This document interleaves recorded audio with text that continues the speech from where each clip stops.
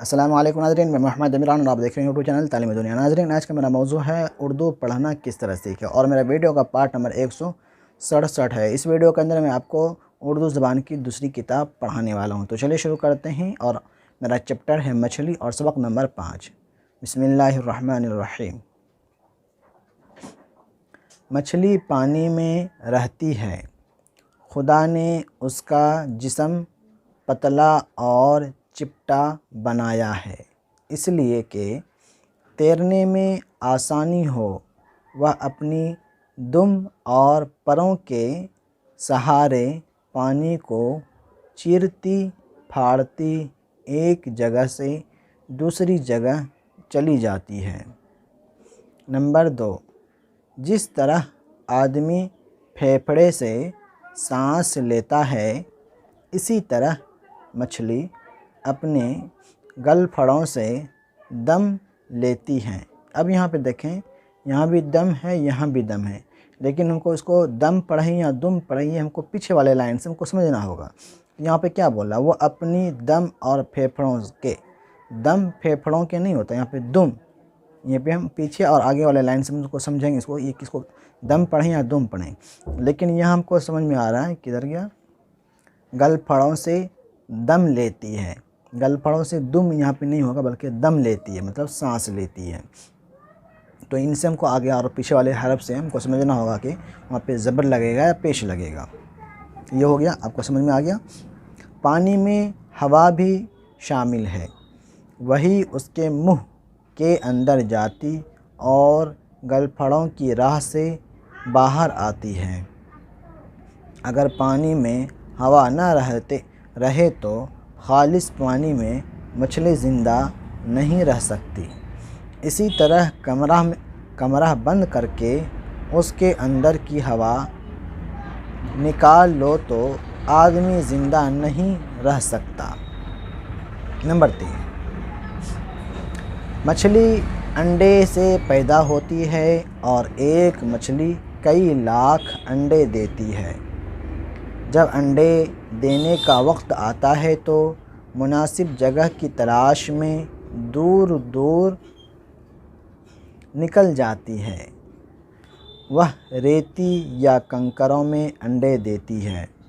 وہ اور جانوروں کی طرح اپنے آپ انڈے نہیں سیتی، بلکہ آفتاب کی حرارت سے بچے پیدا ہوتے ہیں، مطلب سورج کی گرمی سے۔ نمبر 4، مچھلی کا بچہ انڈے سے نکلتے ہی اپنی غذا اپنے آپ تلاش کرتا ہے۔ وہ نہیں جانتا کہ اس کے ماں باپ کون ہیں، سکھانے سمجھانے کا محتاج نہیں، اپنے آپ تیرنے لگتا ہے، اور جو کام بڑی مچھلی کرتی ہے وہی چھوٹا سا بچہ کرتا ہے۔ سچ ہے۔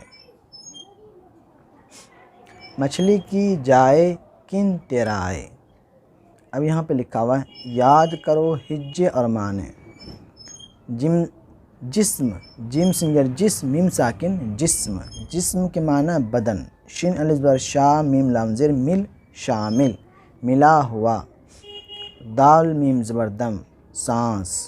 حاء بر حا را الف بر را، را تا بر رت، حرارت، گرمی۔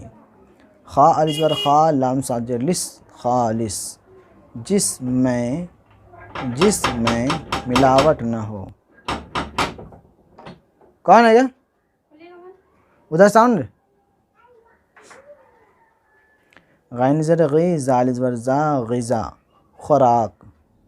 میم پیشمو نون الف بر نا، سین بازر سب، مناسب، ٹھیک، محتاج، ضرورت مند۔ ادھر ہم الٹا لیتے ہیں۔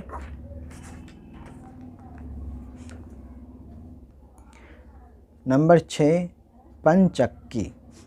نہر پر چل رہی ہے پن چکی، دھن کی پوری ہے کام کی پکی، بیٹھتی تو نہیں کبھی تھک کر، تیرے پہیے کو ہے سدا چکر، پیسنے میں نہیں لگی کچھ دیر، تو نے جھٹ پٹ لگا دیا ایک ڈھیر، لوگ لے جائیں گے سمیٹ سمیٹ، تیرا آٹا بھرے گا کتنے پیٹ۔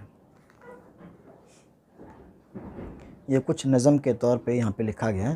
شہر کے شہر ہیں تیرے محتاج، بھر کے لاتے ہیں گاڑیوں میں اناج۔ تو بڑے کام کی ہے اے چکی، کام کو کر رہی ہے طے چکی۔ ختم تیرا سفر نہیں ہوتا مگر نہیں ہوتا۔ مہ برستا ہو یا پانی آندھے، مہ معنی بارش، تو نے چلنے کی شرط ہے باندھی۔